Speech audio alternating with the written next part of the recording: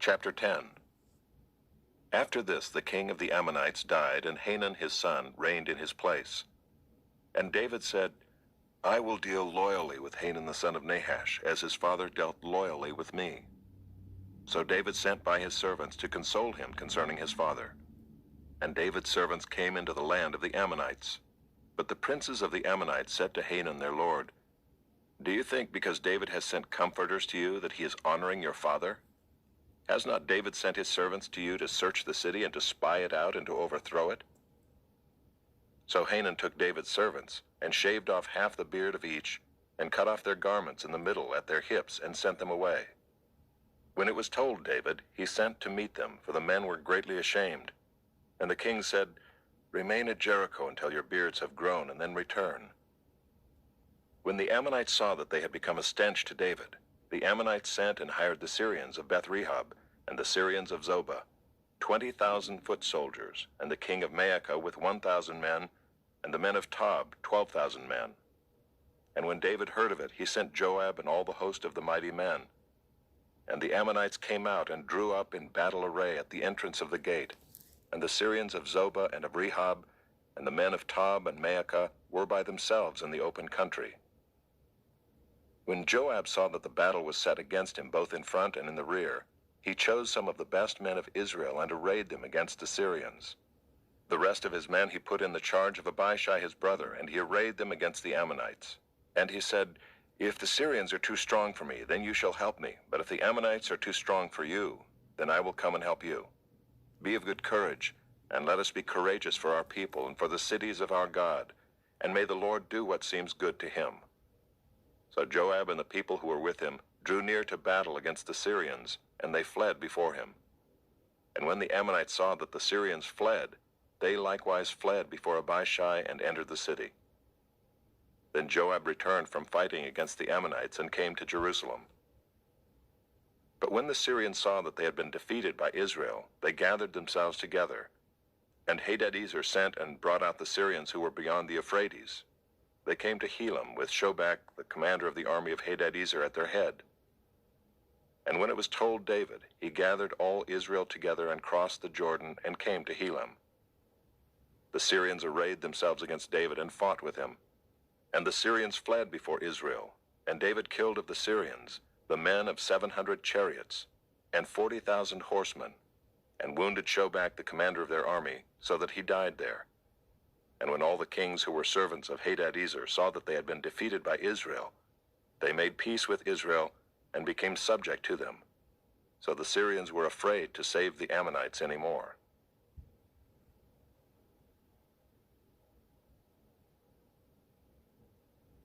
Chapter 11.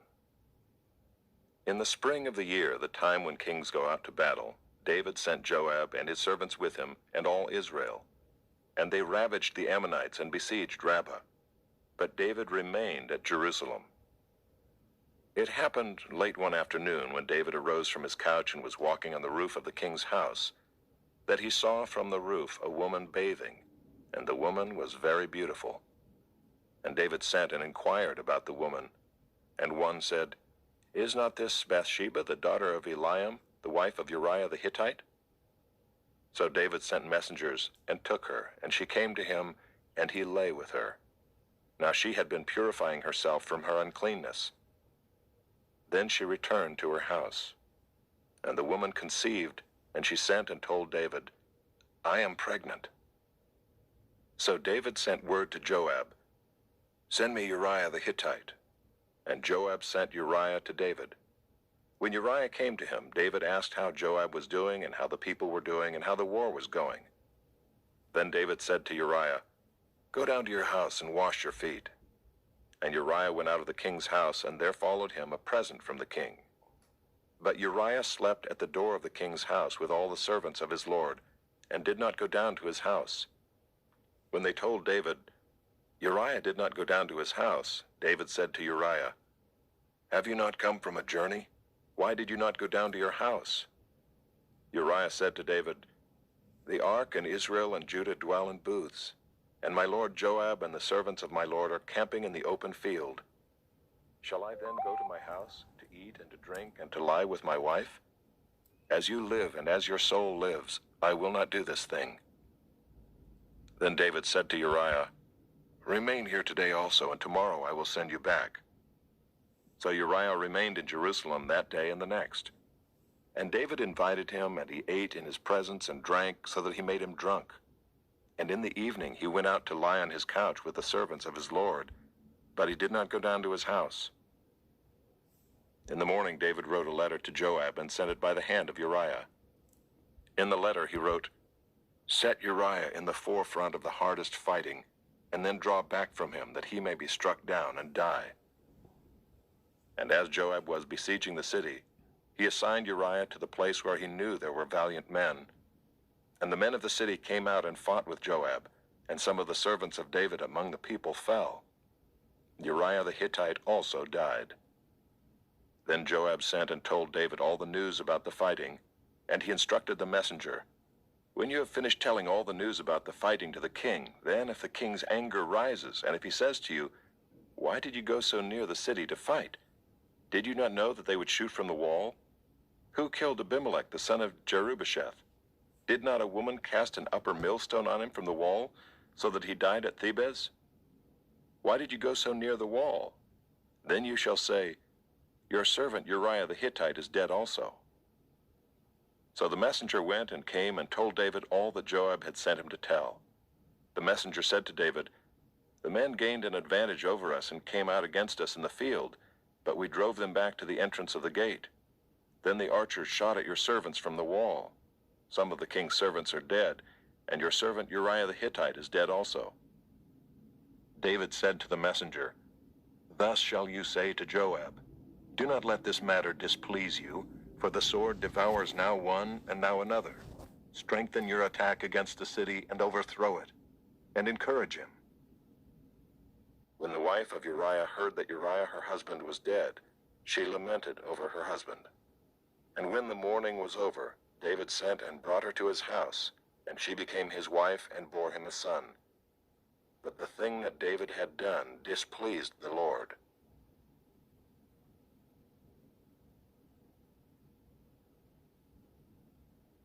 Chapter 12. And the Lord sent Nathan to David. He came to him and said to him, "There were two men in a certain city, the one rich and the other poor. The rich man had very many flocks and herds, but the poor man had nothing but one little ewe lamb which he had bought. And he brought it up, and it grew up with him and with his children. It used to eat of his morsel and drink from his cup and lie in his arms, and it was like a daughter to him. Now there came a traveler to the rich man, and he was unwilling to take one of his own flock or herd to prepare for the guest who had come to him. But he took the poor man's lamb and prepared it for the man who had come to him. Then David's anger was greatly kindled against the man, and he said to Nathan, 'As the Lord lives, the man who has done this deserves to die, and he shall restore the lamb fourfold, because he did this thing, and because he had no pity.' Nathan said to David, 'You are the man. Thus says the Lord, the God of Israel, I anointed you king over Israel, and I delivered you out of the hand of Saul. And I gave you your master's house and your master's wives into your arms, and gave you the house of Israel and of Judah. And if this were too little, I would add to you as much more. Why have you despised the word of the Lord, to do what is evil in his sight? You have struck down Uriah the Hittite with the sword, and have taken his wife to be your wife, and have killed him with the sword of the Ammonites. Now therefore the sword shall never depart from your house, because you have despised me, and have taken the wife of Uriah the Hittite to be your wife. Thus says the Lord, Behold, I will raise up evil against you out of your own house, and I will take your wives before your eyes, and give them to your neighbor, and he shall lie with your wives in the sight of this sun. For you did it secretly, but I will do this thing before all Israel and before the sun." David said to Nathan, "I have sinned against the Lord." And Nathan said to David, "The Lord also has put away your sin. You shall not die. Nevertheless, because by this deed you have utterly scorned the Lord, the child who is born to you shall die." Then Nathan went to his house. And the Lord afflicted the child that Uriah's wife bore to David, and he became sick. David therefore sought God on behalf of the child, and David fasted, and went in and lay all night on the ground.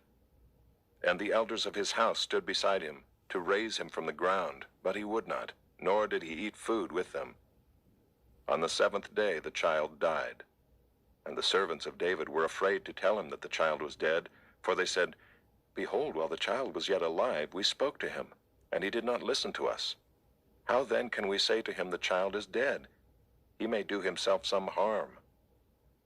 But when David saw that his servants were whispering together, David understood that the child was dead. And David said to his servants, Is the child dead? They said, He is dead. Then David arose from the earth and washed and anointed himself and changed his clothes. And he went into the house of the Lord and worshipped. He then went to his own house, and when he asked, they set food before him, and he ate. Then his servants said to him, What is this thing that you have done?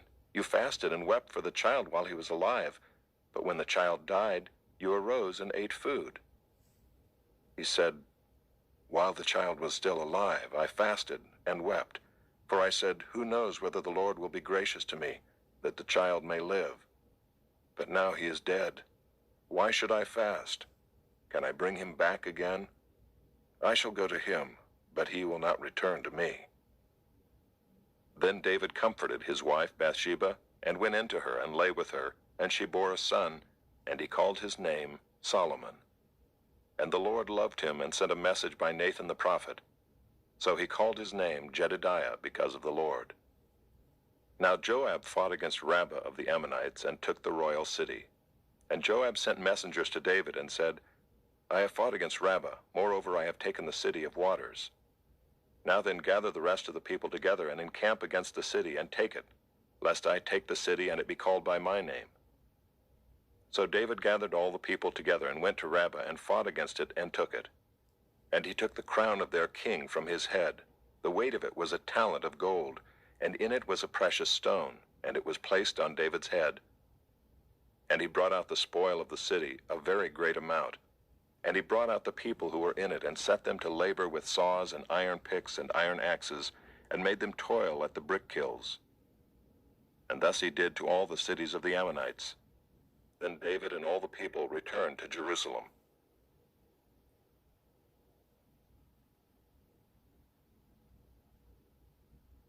Chapter 13. Now Absalom, David's son, had a beautiful sister whose name was Tamar. And after a time, Amnon, David's son, loved her. And Amnon was so tormented that he made himself ill because of his sister Tamar, for she was a virgin, and it seemed impossible to Amnon to do anything to her. But Amnon had a friend whose name was Jonadab, the son of Shimeah, David's brother.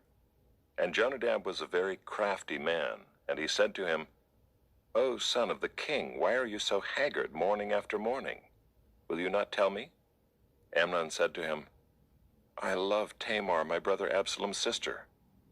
Jonadab said to him, Lie down on your bed and pretend to be ill, and when your father comes to see you, say to him, Let my sister Tamar come and give me bread to eat, and prepare the food in my sight, that I may see it and eat it from her hand. So Amnon lay down and pretended to be ill.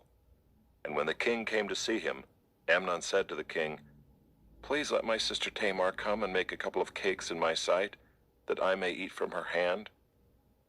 Then David sent home to Tamar, saying, Go to your brother Amnon's house and prepare food for him.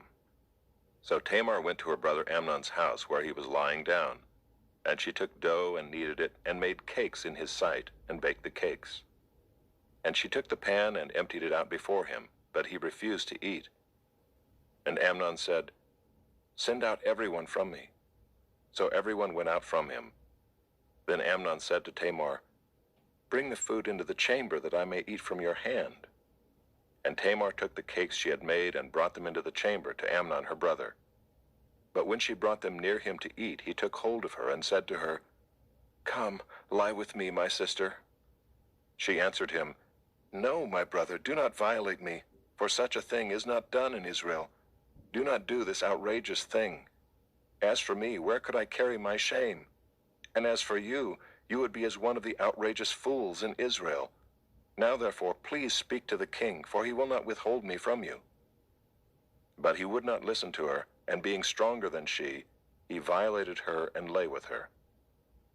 Then Amnon hated her with very great hatred, so that the hatred with which he hated her was greater than the love with which he had loved her. And Amnon said to her, "Get up, go." But she said to him, "No, my brother, for this wrong in sending me away is greater than the other that you did to me." But he would not listen to her.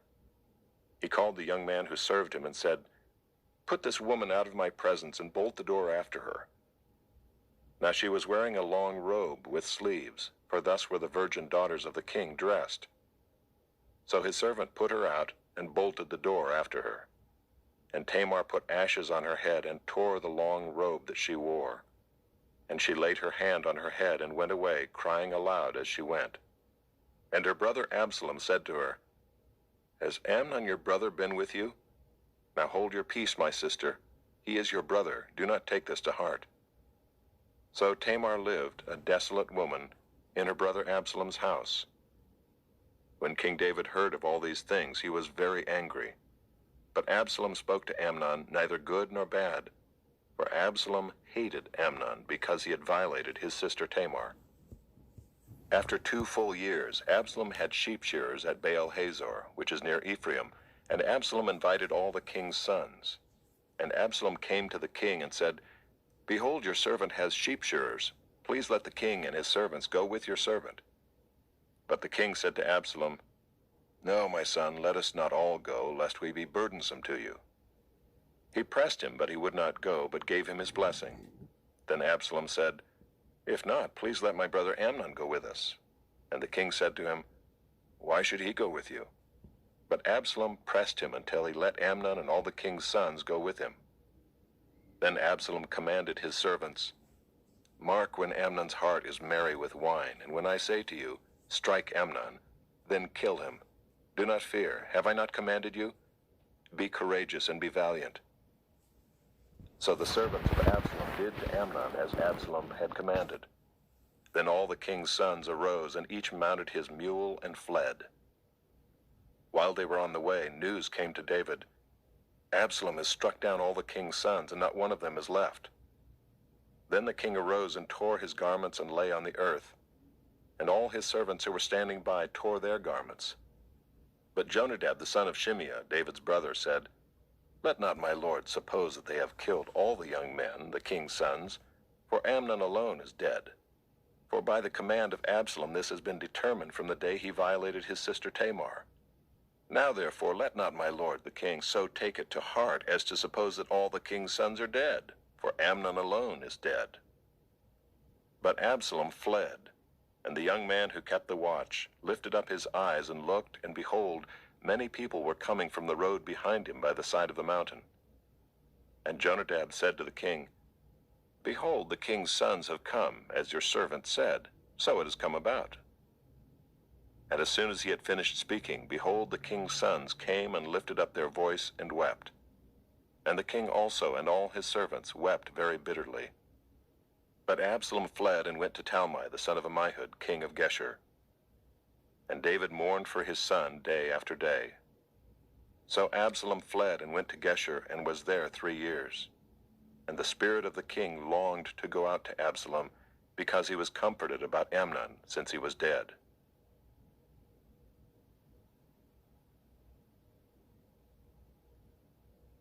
Chapter 14. Now Joab the son of Zeruiah knew that the king's heart went out to Absalom. And Joab sent to Tekoa and brought from there a wise woman and said to her, "Pretend to be a mourner and put on mourning garments. Do not anoint yourself with oil, but behave like a woman who has been mourning many days for the dead. Go to the king and speak thus to him." So Joab put the words in her mouth. When the woman of Tekoa came to the king, she fell on her face to the ground and paid homage and said, "Save me, O king." And the king said to her, "What is your trouble?" She answered, "Alas, I am a widow. My husband is dead. And your servant had 2 sons, and they quarreled with one another in the field. There was no one to separate them, and one struck the other and killed him. And now the whole clan has risen against your servant, and they say, 'Give up the man who struck his brother, that we may put him to death for the life of his brother whom he killed.' And so they would destroy the heir also. Thus they would quench my coal that is left, and leave to my husband neither name nor remnant on the face of the earth." Then the king said to the woman, "Go to your house, and I will give orders concerning you." And the woman of Tekoa said to the king, "On me be the guilt, my lord the king, and on my father's house.